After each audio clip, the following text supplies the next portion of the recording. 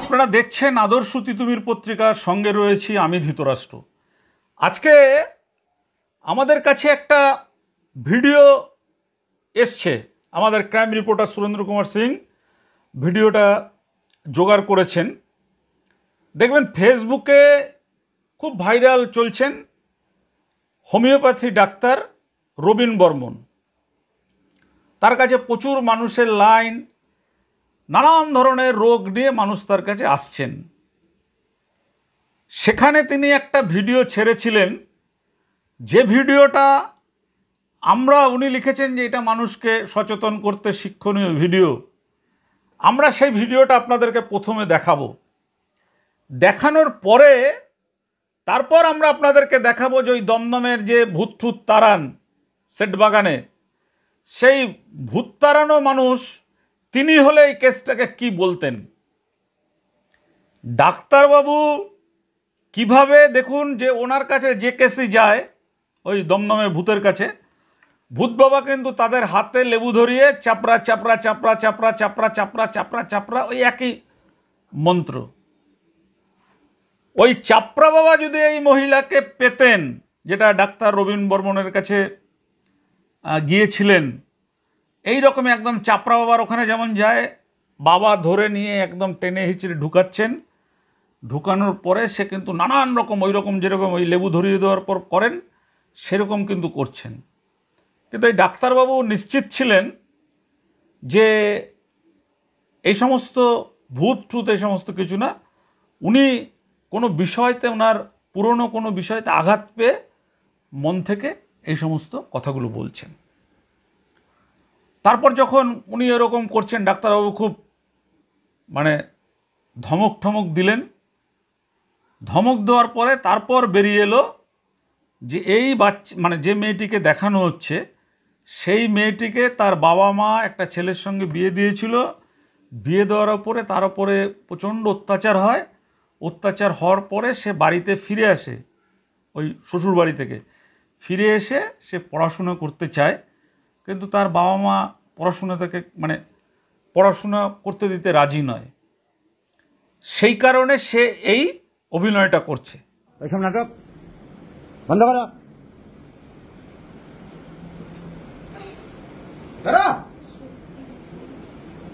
চুপচাপ বসো।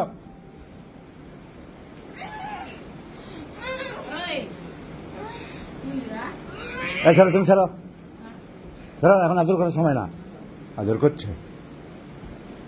কি হয়েছিল সত্যি কথা বলো। কোনো ছেলের সাথে ঘুরতো? না না, বলো, তুমি বলো, তুমি জানো, তুমি কেউ? হ্যাঁ,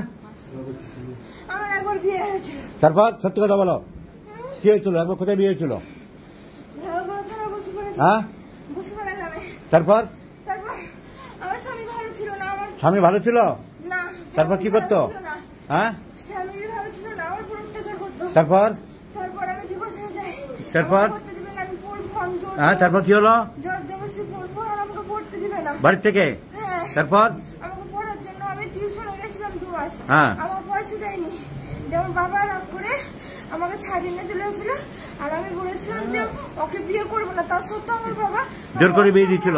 বিয়ে দিয়েছিল, 3 মাস মতো ছিলাম। তারপর আমাদের ডিভোর্স হয়। ডিভোর্স হওয়ার পরে আমাকে এত বড় আঘাত দিয়েছে, আমাকে কেউ ভালোবাসেনি। সুজাসি ব্যবহার করে আমাকে ছুঁড়ে ফেলে দিয়েছে। আর আমি উল্টা পাল্টা রাতে স্বপ্ন দেখে আমার ঘুম ভালো হয় না, আমার শরীর ভালো করে না, আর আমার ভিতরটা ধরফর করে বুকের ভিতর, আর আমার মাথা চিনচিন করে থেকে থেকে আর মাথার ভিতর খারাপ করে। একটা যে শান্তি, সেই শান্তিটা আমি পাই না, বাড়িতেও পাই না আমি শান্তিটা।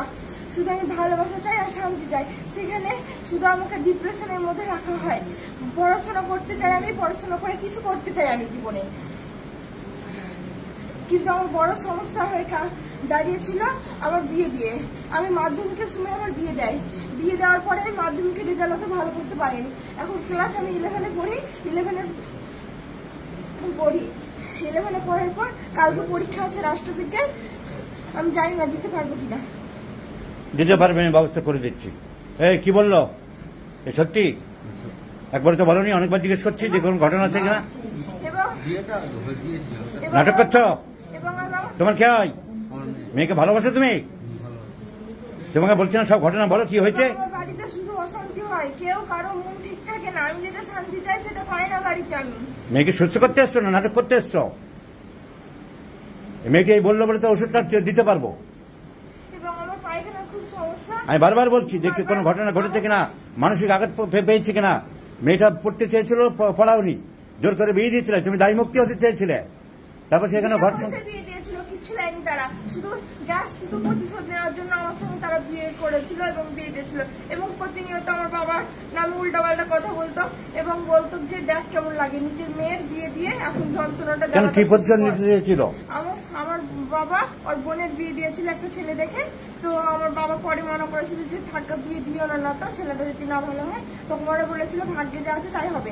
তারপরে 6 বছর পর ওর সঙ্গে আমার বিয়ে দেয়, এরকম আসে আর আমাকে দেখে। আমি বলেছিলাম 3 মাস রাজি হয়নি বিয়ে করতে, আমি ভালো করে পড়াশোনা করবো, নিজের পায়ে দাঁড়াবো, তারপর আমি বিয়ে করবো পরে। কিন্তু আমার বাবা বলেছে দেখ বেটা ভালোবাসবে, নিজেদের মধ্যে বিয়ে, এই সব বলে আমাকে মাথাটাকে খেয়ে নিয়েছে সবাই মিলে। ওরাও ফোন করে করে করে করে করে করে আমার মাথাটাকে একবারে জাস্ট নোংরা জায়গায় ফেলে দিয়েছে। একটা ভালো মেয়ে লাইফটাকে কিভাবে শেষ করে দিয়েছে এই অসভ্য কুলাঙ্গার লোকগুলো।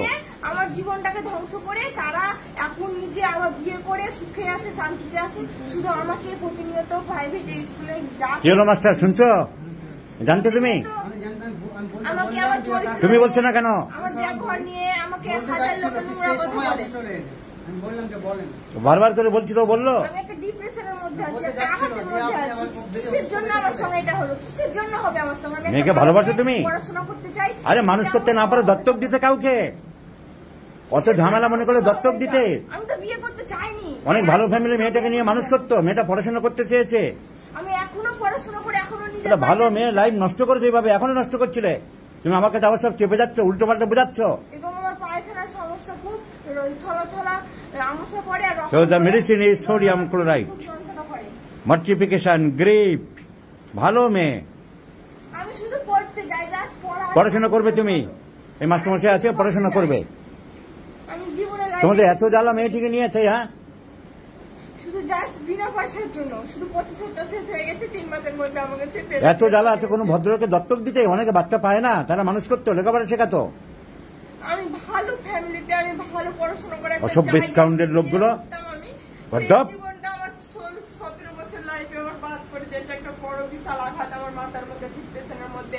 একটা স্বামী স্ত্রীর মধ্যে যে একটা বিয়ের পর যে একটা ডিভোর্স, ওটা কতটা ডিপ্রেশনে দেয় সেটা যার হয় সেই জানে একমাত্র। আমি কিভাবে একটা মেয়ের লাইফকে শেষ করে দিচ্ছে একটা পরিবেশ, সমাজ, সভ্যতা। ডাক্তারবাবু হাত জোর করছে, আমি পড়তে চাই, আমাকে ভালো করুন, সুস্থ করুন, আমি নিজের পায়ে দাঁড়াতে চাই এবং আমি ভালো জায়গায় প্রতিষ্ঠিত হতে চাই, এটাই আমার ইচ্ছা। ছোটবেলা থেকে আমার পড়ার প্রতি এটাই ইচ্ছা। এই বিয়ে দিচ্ছিল কেন? তোমার এত ব্যস্ততা কি ছিল? মেয়েটি তো পড়তে চেয়েছিল, হ্যাঁ? কি ঝামেলা মুক্ত হতে চেয়েছিলে? স্কুলে আমার মা বারণ করেছিল, আমার মার বারণ শুনেনি আমার বাবা। কেন ঝামেলা মুক্ত হতে চেয়েছিলে তুমি? হ্যাঁ, যে আপদে বিদায় করি নাকি? তাহলে ও তো পড়তে চেয়েছিল, পড়াওনি কেন? বলে আমাদের বাড়িতে সবাই শুধু মেয়ে হয়েছিলাম জাস্ট পড়ে, আমার দাদু দিদাদের সঙ্গে ঝগড়া। আমি জাস্ট শুধু মেয়ে হয়েছিলাম বলে, মেয়ে হয়ে জন্মাচ্ছি বলে, ছেলে হয়নি বলে। So mortification, great mortification. মেয়েটা এরকম হঠাৎ করে এই মদ খেলে যেমন মানুষ অনেক গোপন কথা বলে ফেলে, সেরকম এই অসুস্থ হওয়ার পরে হঠাৎ বলে ফেললো বলে আমরা ওষুধ সিলেকশন ঠিক করতে পারছি, মেয়েটা সুস্থ করা যাবে। এই ভিডিওর মধ্য দিয়ে সমাজে এই বার্তা দিলাম যে কিভাবে মানুষ, গার্জিয়ানরা, বাবা মা, এইসব অসভ্য লোকেরা, এদেরকে আমি ইতর বলি, এই ইতরগুলো কিভাবে ভালো ভালো ছেলে মেয়েদের লাইফ শেষ করছে। এর বাবা, মেয়েটা পড়াশোনা করতে চেয়েছে, ভালো মেয়ে মানুষ হতে চেয়েছে, তাকে পড়াশোনা না দিয়ে কোথায় বিয়ে দিয়ে দিয়েছে কোন মাতালের সাথে, সেটাকে মেরেছে, ধরেছে, অত্যাচার করেছে, করে শারীরিকভাবে অত্যাচার করেছে, মানসিক অত্যাচার করেছে। যেখানে আমাদেরকে সঠিক কথাটা আমি বারবার জিজ্ঞেস করছি, বলো কোনো ঘটনা ঘটেছে কিনা। আমি দেখেই প্রথমে বলে দিয়েছি, বলুন এতগুলো লোক আছেন, আমি বলিনি, বলুন আপনারা। আমি বলেছি তোমার মেয়ের কোনো ভিতরে রোগ নেই, আমার দেখার ক্ষমতা আছে, আমার চোখ আছে, আমারও তো পরীক্ষা লাগে না, নিরীক্ষা লাগে না, ল্যাবরেটরি লাগে না, আমি পড়াশোনা করেছি, আমার চোখ আমার ল্যাবরেটরি। আমি দেখেই বলে দিয়েছি, এতগুলো লোক সাক্ষী আছে, সবাই দেখেছে যে আমি এর মানসিক, বারবার বলেছি এর মানসিক সমস্যা হচ্ছে। বলো কি হয়েছিল, বিয়ে হয়েছিল কিনা, কোনো ঘটনা ঘটেছিল, বলতে কিচ্ছু না। এত বড় অসভ্য অপদার্থ লোকের বাবা, কুলাঙ্গার, নিজের মেয়েকে সুস্থ করবে তাও কথা গোপন করছে। মেয়েটা তো আর ওই দমদমে যারা যান তারা তো অনেকগুলি সাজানো কেস থাকে, আপনারা দেখেন। কিভাবে হতে পারে বলুন তো? চাপড়া চাপড়া করছে, ধরুন আমার হাত ধরুন। বাবা, যাকে ভূতে ধরবে সে কোনো দিন বলবে বাবা হাত ধরুন? সেখানেই মানুষ যাচ্ছে আর প্রশাসনের লোকদের, মানে কিছু একাংশকে, সবাইকে না, একাংশকে কিছু টাকা পয়সা দিয়ে লোকাল প্রশাসন যারা আছেন তাদেরকে লাগিয়ে এই সমস্ত করছেন। আরেকটা খুব চাঞ্চল্যকর বিষয় আমাদের কাছে উঠে এসছে যে এইসব, মানে এই যে ধাম গড়ে ওঠা বা এই যে বাবা সেজে ওঠা, মানে আগের জীবনে যে কাজ করতেন সেইগুলো ছেড়ে দিয়ে নতুন জীবন শুরু করা, মানুষকে ঠকানো, তাদের দেখছি যে সমস্ত ট্রাস্টি করছে, সেই সমস্ত ট্রাস্টিতে মানে 3 জন 4 জন 5 জন যে কমিটির লোক, তার মধ্যে একটাও বাইরের লোক নেই। সব কটা হচ্ছে ওই যে মাস্টার মাইন্ড, সেই মাস্টার মাইন্ডের কোথাও তার বউ, কোথাও তার ছেলে, কোথাও তার বাবা, কোথাও তার বোন, এইভাবে ট্রাস্টি গড়ে তুলেছেন। আচ্ছা, ট্রাস্টি গড়ে সেখানে যে তারা যে কি কাজ করবেন, সেখানে কিন্তু কোনো লেখা নেই যে তাদের কাছে তাদের ওই ট্রাস্টি থেকে মানুষের মঙ্গলের জন্য যজ্ঞ করা হবে, ওই ট্রাস্টির জন্য ভূত ছাড়ানোর জন্য তাদের কর্মবন্ধন দেওয়া হবে, লক্ষ্মীবন্ধন দেওয়া হবে, গৃহবন্ধন দেওয়া হবে। এইগুলো কিন্তু কোথাও তাদের ওই ট্রাস্টে, আমরা ভালো করে পড়ে দেখেছি, কোথাও এই সমস্ত কথাগুলো লেখা নেই। শুধু লেখা আছে মানুষের সেবা করবে। এটা মানুষের সেবা? মানুষকে অন্ধবিশ্বাসের দিকে ঠেলে দিয়ে কোনো গুরুদেব যদি বলেন যে আমার কাছে যজ্ঞ করলে ওই যে ছেলে মেয়েরা মাধ্যমিক উচ্চ মাধ্যমিক পরীক্ষা দেবে তারা 80% মার্কস পাবে, তা আমাদের সেটা মেনে নিতে হবে? ভালো ভালো সিনেমা আর্টিস্টদের টাকা দিয়ে বিজ্ঞাপন করিয়ে বলা হবে যে বাবার কাছ থেকে ফোনে দীক্ষা নিলে বিরাট বড় জীবনে পরিবর্তন হবে, এটা আমাদের মানতে হবে? আমরা কখনোই এটা মানি না। আপনাদেরকেও বলবো, আপনারাও মানবেন না। এটা হতে পারে না। আপনারা ভালো করে বিবেচনা করুন। এই যে দমদমে যে কাজটা লোকটা করছেন, এই লোকটি বলছেন শিব ঠাকুরকে ধরে রেখেছেন, মা তারাকে পাশে বসিয়ে রেখেছেন, বসিয়ে রেখে যাদের হাতে লেবু দিচ্ছেন তাদের নানান রকম ভঙ্গিমায় শেখানো রয়েছে। দেখবেন একজন চাপড়া যায় না, হাত কাঁপতে কাঁপতে বলে বাবা আমার হাতটা ধরো, এটা কখনো হয়? বাবা হাতটা ধরো ভূত বলবে? আর ভূতের সঙ্গে কথা বলছে, ভূত মানে বাংলাও বোঝে না, শুধু হিন্দিতে। এই যে প্রতারণা, আর একটা বড় প্রতারণা ইনি করছেন দমদমের ধীরেন্দ্র কুমার শাস্ত্রী, বাগেশ্বর ধাম। সেই ধীরেন্দ্র কুমার শাস্ত্রী কলকাতায় এসেছিলেন, কোনো যোগাযোগ নেই এই ভূতের বাবার সাথে। ভূতের বাবা কি করেছেন, ওই ধীরেন্দ্রনাথ শাস্ত্রীর ছবি লাগিয়ে পাশে নিজের ছবি দিয়ে তাকে শুভেচ্ছা জানাচ্ছেন, মানে এমন একটা ভাব প্রকাশ করছেন যে তার সাথেও তার যোগাযোগ রয়েছে, মানে তার এই কালা ধান্দাটা চালু করার জন্য। দেখুন, আমরা একটা কথা পরিষ্কারভাবে বলি, সংবিধান আমাদের অধিকার দিয়েছে বুজরুকি ভণ্ডামি ঠক ঠগিদের কথা বলার জন্য। এই কথা বলার জন্য যদি আমাদের মুখকে কেউ স্তব্ধ করতে আসে, পারবে না মুখকে স্তব্ধ করতে। আমরা কিন্তু আইন যেমন আছে, আইন মেনেই আমরা কিন্তু আমাদের কাজ চালাবো। মানুষকে সচেতন করার কাজ, মানুষকে সতর্ক করার কাজ, মানুষকে ঠকানোর বিরুদ্ধে আমাদের সংগ্রাম কিন্তু প্রতিনিয়ত চলতে থাকবে। আমাদেরকে কেউ মনে করবেন লোক দিয়ে ভয় দেখাবেন, কেস করে ভয় দেখাবেন, এটা শুনে রাখুন, আমরা কিন্তু ভয় পাই না।